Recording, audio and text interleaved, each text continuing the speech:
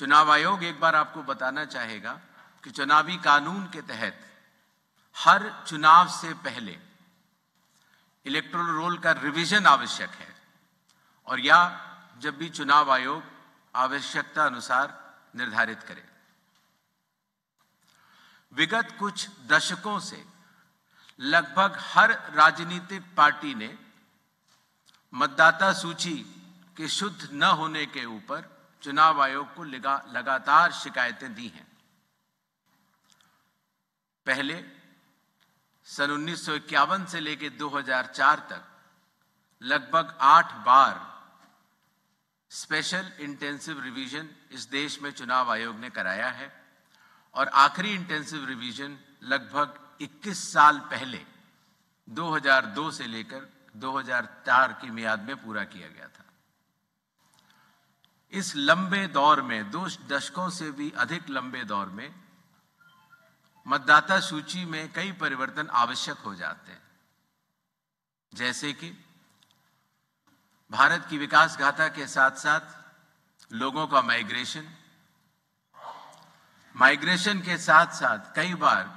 उनका वोट पुरानी जगह भी बना रह जाता है और नई जगह भी बन जाता है, अर्थात एक से जगह ज्यादा रजिस्टर होने वाले वोटर्स, कई बार किसी की डेथ होने के बाद भी उसका नाम न हटाया जाना, या गलती से किसी भी विदेशी नागरिक का नाम मतदाता सूची में आ जाना। इन चारों कारणों की वजह से चुनाव आयोग ने निर्णय लिया कि पूरे देश में चरणबद्ध तरीके से SIR कराया जाए, और इसकी पहली कड़ी बिहार आपके सामने समाप्त भी हो चुकी है, और बड़े सफलतापूर्वक लोगों ने चुनाव आयोग पर विश्वास भी जताया है। SIR करते समय एक बहुत बड़ी संख्या में चुनावी कर्मी चुनाव आयोग के साथ कंधे से कंधा मिलाकर काम करते हैं। आपको पता होगा कि लगभग हर 1000 वोटर के ऊपर एक पोलिंग स्टेशन औसत तौर पर हो जाता है। हर पोलिंग स्टेशन पर एक सरकारी कर्मचारी बूथ लेवल ऑफिसर के तौर पर कार्य करता है। एक विधानसभा क्षेत्र में 300 या 400 के बीच में लगभग पोलिंग स्टेशंस होते हैं, और हर विधानसभा क्षेत्र में एक इलेक्टोरल रजिस्ट्रेशन ऑफिसर होते हैं। वो भी सरकारी कर्मचारी होते हैं और SDM के स्तर के होते हैं, और उनके अंडर में ये सारे BLOs कार्य करते हैं। इलेक्टोरल रजिस्ट्रेशन ऑफिसर को सहायता करने के लिए असिस्टेंट इलेक्टोरल रजिस्ट्रेशन ऑफिसर्स भी होते हैं, जो कि लगभग हर तहसील में एक या उससे अधिक होते हैं। ERO एक सब डिविजनल मजिस्ट्रेट के लेवल का अधिकारी होता है, जिसकी कानूनी जिम्मेदारी होती है कि वो मतदाता सूची ड्राफ्ट तैयार करे, जनमानस से मिले हुए क्लेम्स एंड ऑब्जेक्शंस को रिसीव करे और उनके ऊपर एक निर्णय ले, और ERO के इस निर्णय के बाद, अर्थात फाइनल मतदाता सूची प्रकाशित करने के बाद, अगर किसी भी सिटीजन ऑफ इंडिया को, उस विधानसभा क्षेत्र में रहने वाले किसी भी मतदाता को अगर कोई भी अपील करनी हो तो वो उस जिले के जिला अधिकारी के पास कर सकता है, और अगर वह जिलाधिकारी के निर्णय से भी असंतुष्ट हो तो उस राज्य के चीफ इलेक्टोरल ऑफिसर के पास अपनी सेकंड अपील दायर कर सकता है। यह मैं इसलिए आपको बता रहा हूं कि बिहार में सभी राजनीतिक दलों के साथ मिलकर जब SIR हुआ, उसके बाद जो जिला मजिस्ट्रेट्स के पास अपील आई 38 जिलों में, वह 0 थी। अर्थात ERO और इलेक्टर्स ने मिलकर और बूथ लेवल एजेंट्स ने मिलकर बहुत ही अच्छा काम किया।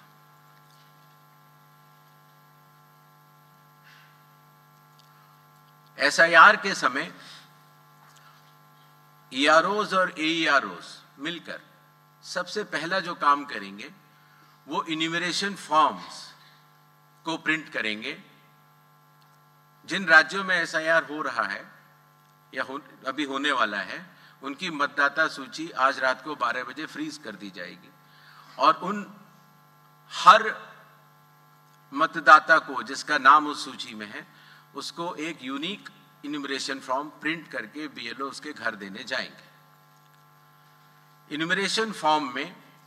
वो आवश्यक डिटेल्स होंगे जो कि आज की मतदाता सूची में हैं।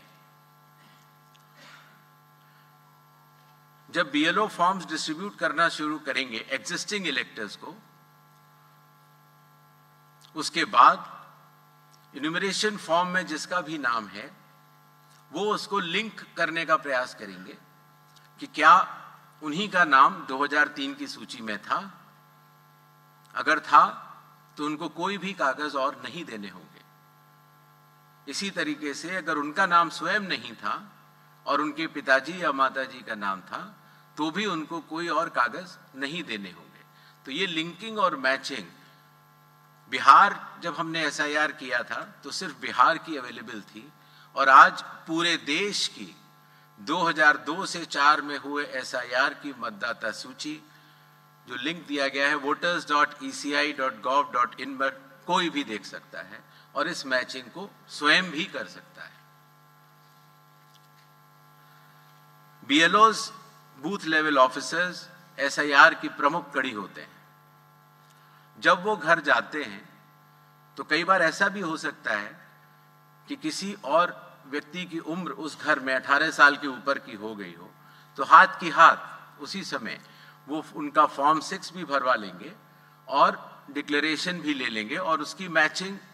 और लिंकिंग भी पुराने एसआईआर से कर लेंगे। कई बार हमारे मतदाता अगर पढ़ने या लिखने में उनको दिक्कत है तो बूथ लेवल ऑफिसर उनको इन्यूमरेशन फॉर्म भरने में मदद भी करेगा